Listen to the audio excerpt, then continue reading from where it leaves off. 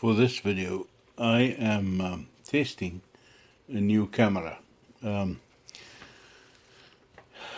I bought a little camera from Aldi's that I hope will give me close proximity to the work so that you could see clearly what's going on and will not be too much in my way. And now then I discovered that I should actually take the little camera out of its waterproof box, underwater box, to have proper audio. So I had to discard the original audio, and now I'm adding an extra audio channel to this video that I'm recording separately. I'm making a Bible cover for a book that was badly mauled by a dog. And I've got a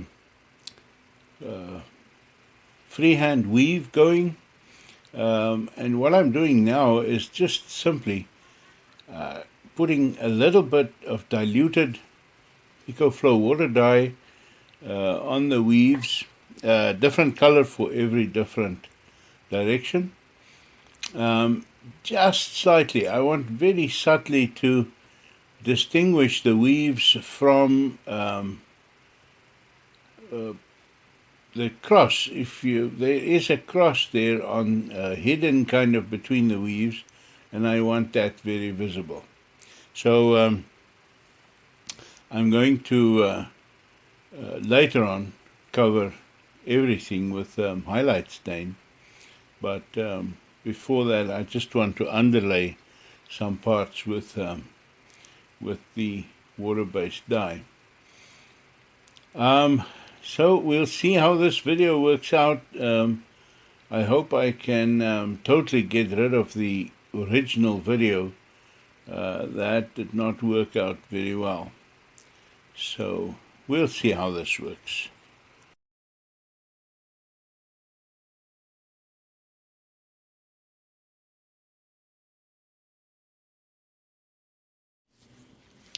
The dye dries obviously lighter than what it is originally when you apply it.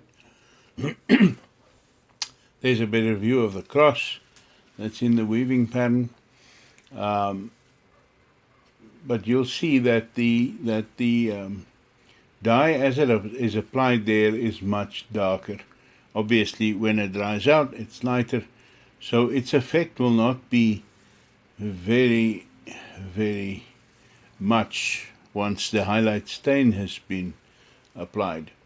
So here, this is just rote work, just a lot of work. So I'm going to finish some of it first and come back.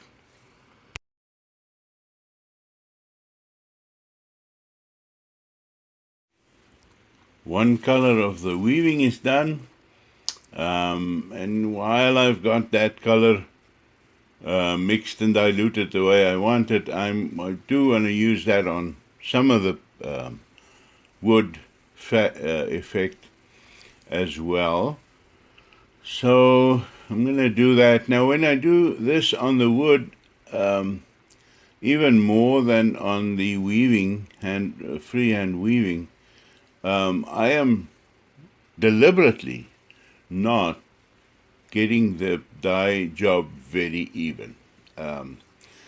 Here and there I would try and follow the grain of the wood somewhat, but there is nothing I do to get the dye evenly across the whole piece of wood. Not that I suggest that wood effect of mine is very realistic, but at least I can go with a kind of a natural look to it. The other thing that I do there, you see, as I'm doing two of those wooden planks that lie next to each other, but I am dyeing them separate so that if it happens that the two parts that join each other is not the same depth of color, that's fine. They are supposed to look like two separate pieces of wood. So That's why I deliberately do that. The dye will dry out very light. Now the second color, I added some mahogany to the dye just to give it a bit of darkness, and you'll see I did the second direction there of the weave. At this point the cross really stands out, but that'll become much more subtle with a highlight stain. For the wood grain on the back, the second color, I'm just gonna add some darker brown, and there you can see that's all done. And that will really not be a very profound difference there. It's just to get it slightly more uneven and wood-like. Of course, the big magic for me comes when you add the highlight stain. That always looks so messy, but when you wipe off the excess, you come up with total magic that emerges. You'll see that I apply quite a bit of it, as much as possible. I don't try to cover the whole piece at once. I'm going to do this in 3 parts, but I keep every single square inch of what I'm covering, I keep it wet. In other words, I keep on mushing it around. You'll see I'll come back to certain parts, make sure it is thick, and sit there for a few seconds so that it gets time to penetrate and change the color. But the important part is not to let any of that highlight stain dry. That highlight stain's a mix of saddle tan and chestnut tan, and about 1/3 of water added to it as well, so it is somewhat diluted. I find that gives me a really nice and rich finish. I wipe the excess off with a dry paper towel. That does not wipe it off super clean. It gets rid of all the excess, but on the surface there is still, on the smooth surfaces there is still some of it left. I just like the look of that. That's personal choice.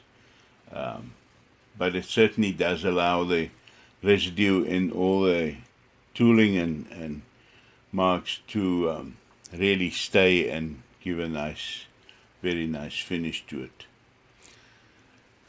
So there's 1/3 done. I try and overlap the pieces on a seam like that.